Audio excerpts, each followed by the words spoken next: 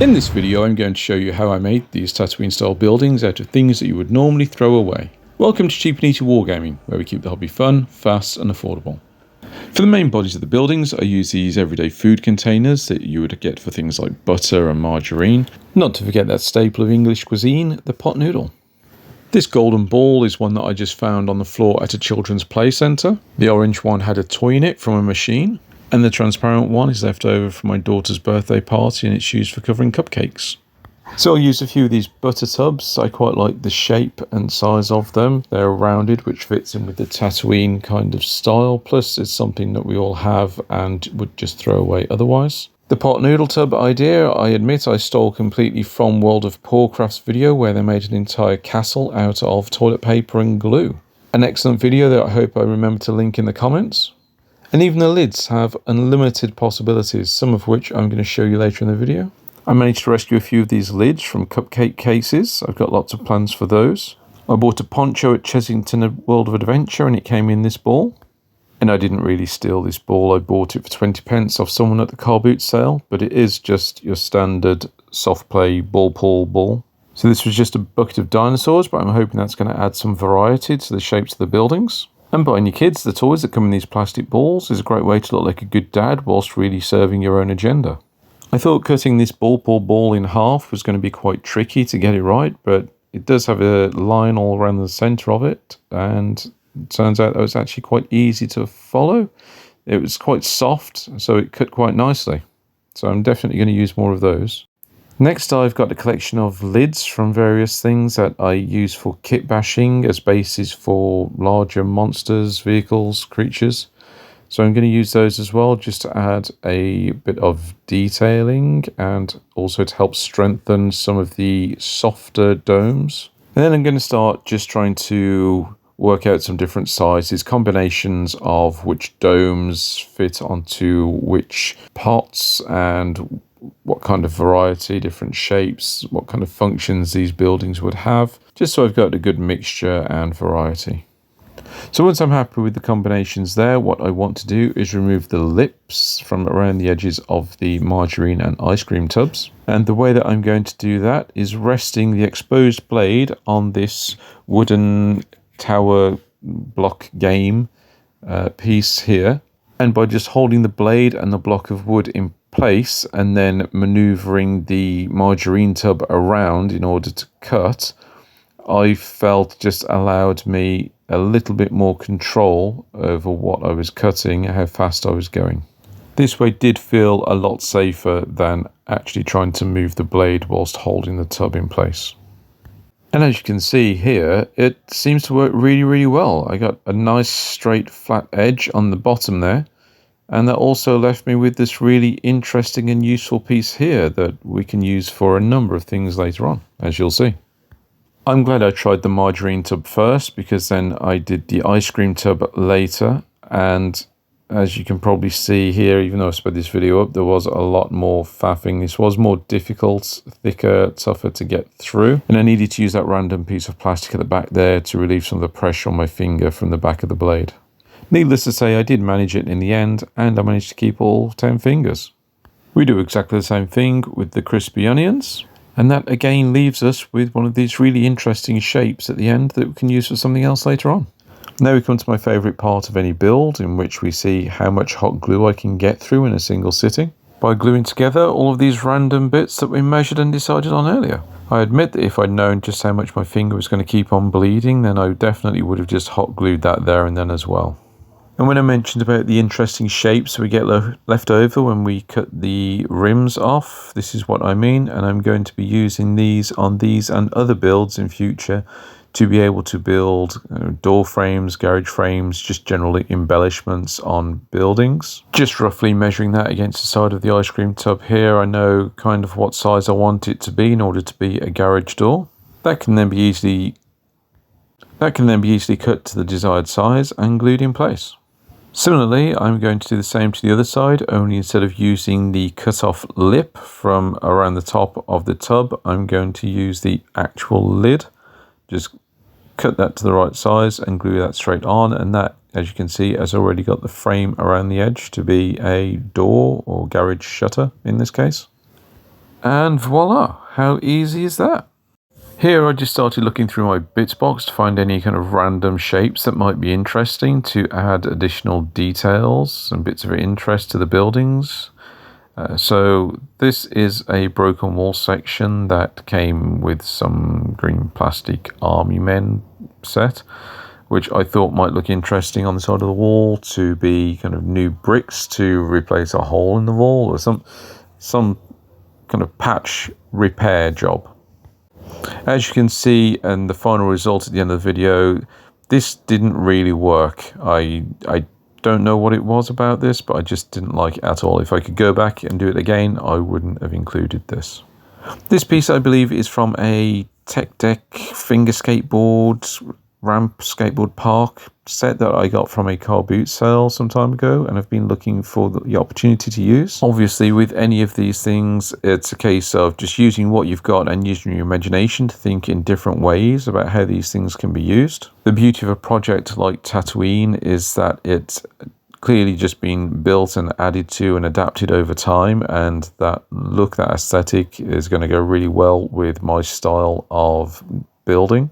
So I'm probably going to make reference to that quite a lot throughout this build. The thick black foam that I use here is from these giant garden dominoes. So these are between £10–15 on Amazon, I believe, but I actually picked these up for £2 at a car boot sale. And even then, I wasn't happy about having to spend the £2. Alternatively to this, you can use the foam interlocking floor mats or even good old-fashioned cardboard, just lay it up. So the reason that I need to use something thick at this point is that when we're making the doorways for the round buildings, the thickness of the door or the doorway needs to take into account the foremost and most recessed part of the surface of the wall in order to not leave any gaps. I feel I explained that really badly, but hopefully you'll see shortly when it all comes together.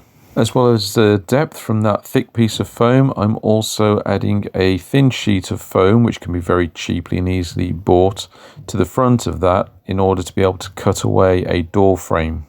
Obviously, you want to make sure that the door is the right height for whichever figures you're using. Here I'm using 28mm figures, even though I rarely use those in game. It's just that I don't have any Star Wars figures or anything to show you in the larger scale that I would normally use. And then add any embellishments that you want to the door.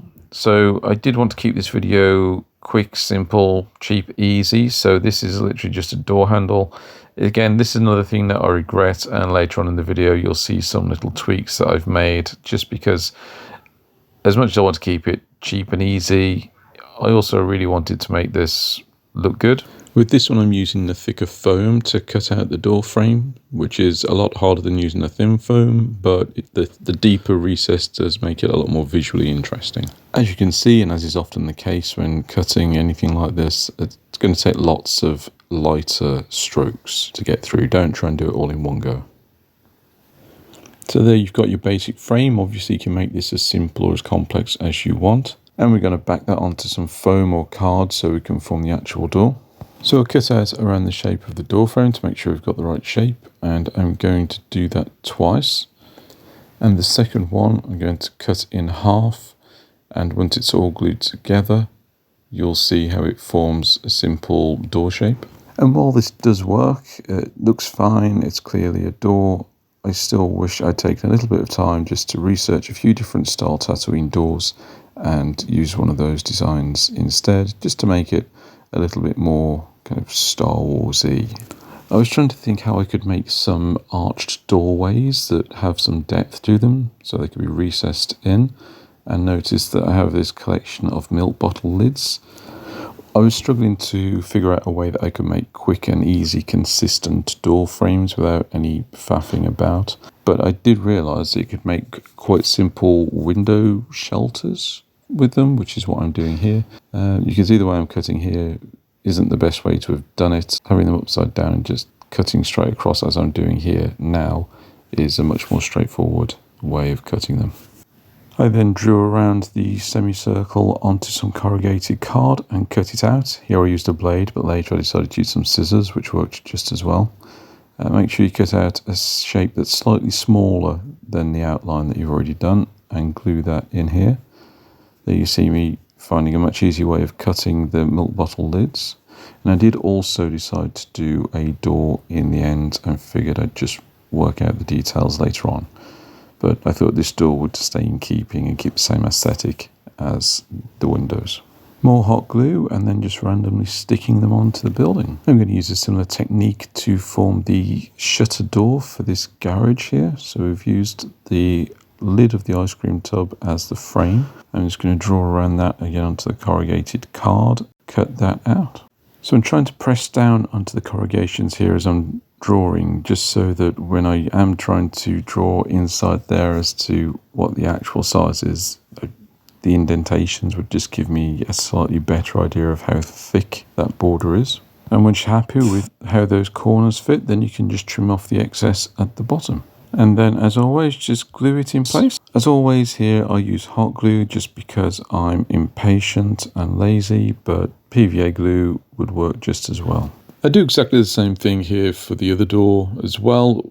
Tatooine does have some very distinct style doors, and I wish in hindsight that I'd used one of those kind of doors instead of just cheating with the corrugated card. As always, just trying to keep things quick and simple, but it really wouldn't have been very difficult at all to make the Tatooine style door, which again you can see later in the video how I do that with one of them. But now we come to the fun part, which is having a good rummage through your bits box and seeing what kind of random interesting shapes you can find. And this is what I love about Tatooine, the fact it looks like it's just kind of naturally evolved over time, being adapted and added to and altered. So I love these plastic curly fidget toys. If you take them apart into the single pieces, then they make great little corners for pipes. And I've added them to the bottom of a few of the buildings here because I think it just gives a really good visual that these buildings are attached to the ground and they're not just a piece that's been placed there. For the door, I wanted a frame around it rather than just having the cover over the top to differentiate it from the windows. Here again, I've used the lids from the plastic food containers, and like I said, they've got great shapes and very interesting pieces. A lot of potential for different things you can use these. Sprues are always a great way of adding random shapes to your buildings. And as these are just round, then I thought I'd again use these for some just pipe work. I see these plastic crates in alleyways behind corner shops all the time, so I decided to finally liberate one after much deliberation. You can see there's all kinds of interesting shapes that are in there. You can use for all manner of things. Ladders is an obvious one, walkways, but again, when I talk about the distinctive Tatooine doors, I think it would also be very useful for something like that. So earlier when I couldn't get the right words out to describe why we need something with depth for the doorway, it's to take into account this curvature here of the walls. That's a much better way of saying it. So simply measure your door against it and then you can cut out the shape. Here I've made it look like that worked perfectly and everything just fits like a glove. In real life it didn't. It took me a few little tweaks here and there, just snipping little extra bits to get the shape just right. But in the end it all worked out well. Just using some extra hot glue to hold it all in place now. Just keep adding random bits. These wooden blocks are from a game, some kind of logic puzzle. Again, 50 pence I think from a car boot sale. But I thought they'd make quite good storage containers. So here they are. Another thick door into a curved wall. You've already seen it once, so we won't focus too much on that. And that one also fits like a glove after a few back and forths, just tweaking the cuts. Half a stick of hot glue to keep it in place and cover up all the little gaps after my hacking. This grey box I've had for a while. I was going to use it for a Gaslands Jurassic Park, the transport cages for the raptors, but I thought it might be quite useful on here. It was going to be an entranceway originally for this building to save me having to do another curved door, but then decided it doesn't look like a door, so I'm going to have to just go with that. Not really sure what this grey thing is actually supposed to be on the side of the building there. Maybe some kind of cage or pen for holding animals or slaves. In a hive of scum and villainy like this, it's probably best not to ask. Just keep on adding more greebles, gubbins, bits. More stuff I found in plastic army men boxes. More logic puzzle cargo crate containers. Hopefully kind of bring all of these buildings together, make them look like they belong to the same set. And more of these sprue and fidget toy pipe corners that seem to have worked quite well, and I'm running out of ideas, so they seem to be doing quite well. Another ladder from this basket. I do really like having different levels to terrain, so having ladders allowing models to go up and down, just offer different tactical advantages is always good. And here just again added on random details here and there just to give it that kind of evolved over time look. This curved lip around the butter tub I wanted to use as an arch on the side of a flat building, but I'd run out of flat buildings, so I thought that could still be attached to this curved building here just to give it a bit of variety and break up the flatness. We'll just ignore this door I'm making and you'll see why later. These fidget toys are absolutely brilliant and I'll use them for a few things in later videos. Using this rounded lip again in order to provide a support for the canopy that we're going to put on here, using barbecue skewers to form the frame. Another common feature of Tatooine style buildings are these kind of shaded market stalls with the canopies over the top. And then using either the thick foam or, again, a few layers of corrugated cardboard stuck together to form these triangles. And these are going to make the, they're called buttresses, supports against the side of the walls. Like the pipes earlier, I think these things make the buildings look like they're actually attached to the ground and part of the scenery rather than just a thing that's been placed on the table. And then just gluing these to the side of the buildings around the corners, I find, tend to work best. And the advantage of the hot glue is you can also use those to fill in any gaps due to curvatures of the buildings. So here's everything glued together. At this point, I could see the disappointment in my girlfriend's eyes that this is how I'd chosen to spend my morning.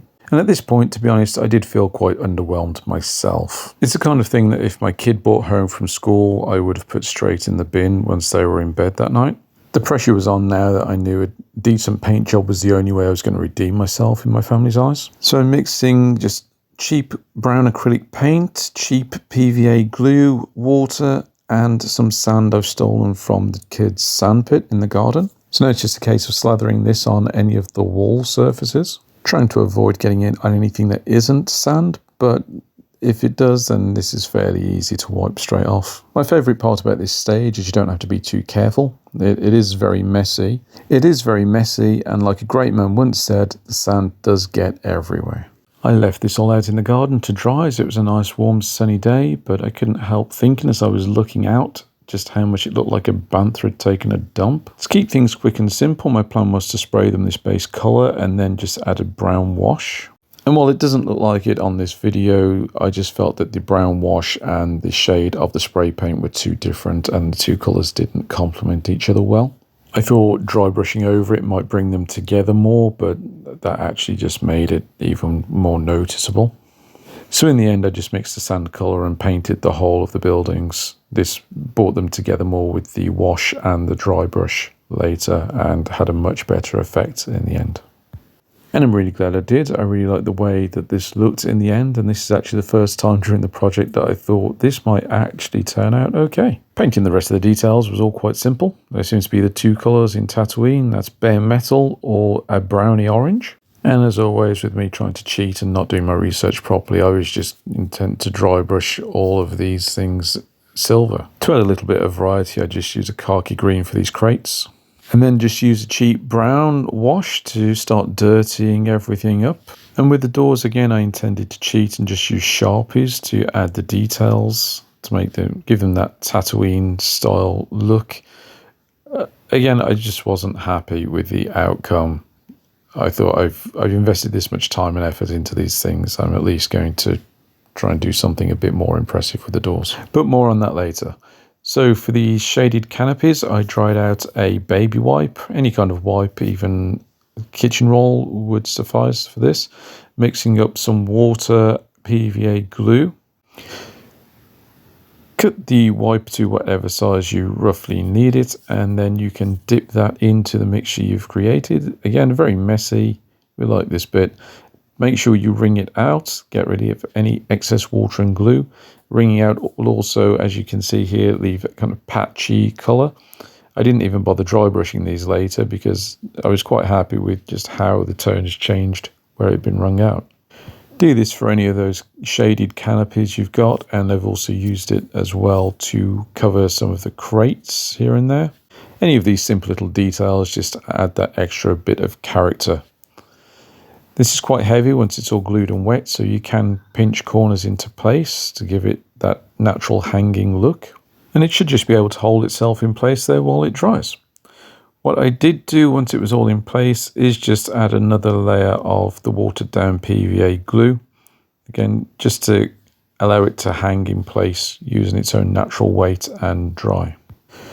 Time for a quick step back and see where we're at now. I really do not like these doors at all. So what I've decided to do is cut out another frame from the thicker foam we have, in order so it doesn't look like we just have a piece of foam stuck on the side and coloured in to look like a door. So this all took a bit of faffing and measuring and remeasuring to find a door frame that would fit under the curve of that door. And then just thinning the middle of it here a little bit just so that it can actually curve in line with the building. Googled some Tatooine doors, worked out what kind of pattern they have on them, and then cut it out of this second piece of foam here that would go over the door that's already on the building. Glue everything together in place over where the original door was, and then give everything a base coat of brown. Once the brown's all dry, I'll then go over with just a cheap acrylic orange paint dry brush, and with the door having a couple of layers to it, this dry brush works really well to bring the details of that out. Don't really know what else to say about that while you're watching it, so I'll just sit here and hum to myself. Dum dum dum dum dum dum dum dum. Anyway, yes, so I was going to do the same thing here with this door. So I originally just painted over it with the orange, thinking that that would be a base coat for whatever it is I intend to do next. But with the Sharpies showing through underneath the orange, I thought actually that doesn't look too bad. It kind of brings that all together. Time to repaint all of these doors. I tried to just get away with dry brushing silver. They do need to be this orangey brown colour, and some edging details on these doors again just to bring out those details there. And that's it then, just some time for the glamour shots. I really like the way these things have all come together. I've wanted to make Tatooine buildings like this forever, but I've never had the necessity to do it. With this being my first attempt, there have been a few things I've done wrong and learned along the way. I've mentioned them as I've gone through the video here, but I really do like the way they've turned out. They were actually a lot better than I expected them to be. I've never played any of the Star Wars miniatures games like Shatterpoint or Legions. These figures that I have are actually from a Star Wars Cluedo game, and that Darth Vader there is from a Mini Brands. But I can't wait to get them all painted up so I can have a go. I probably use Space Weirdos or maybe even Grimdark Future Firefight rules for it, rather than learning how to play Legions or Shatterpoint. But whichever way I finally go about doing it, I will be sure to let you know how it all works out. I'm very excited to try it. Thank you as always to anyone that's still watching the video at this point. I'm fully aware that my voice is incredibly boring no matter how interesting I try to make it. So, it's not an easy watch. I get that completely. If anyone does have any suggestions, ideas, comments, then I'm always happy to hear those. The one thing I really love about this community, since I've started these videos, I've realized even more that everyone is so helpful and supportive. Really do appreciate anything that you have to offer. My channel is still fairly new. I've got a few videos out at the minute, but I've got so many ideas of things that I want to make next. And anyone that could take the time to like and subscribe to the channel, it really, really is appreciated. Not only does it do the channel algorithms good, but I was never hugged as a child, so, I really need this ego boost. So one more time, thank you for watching. Please check out my other videos, and until next time, keep being cheap and easy.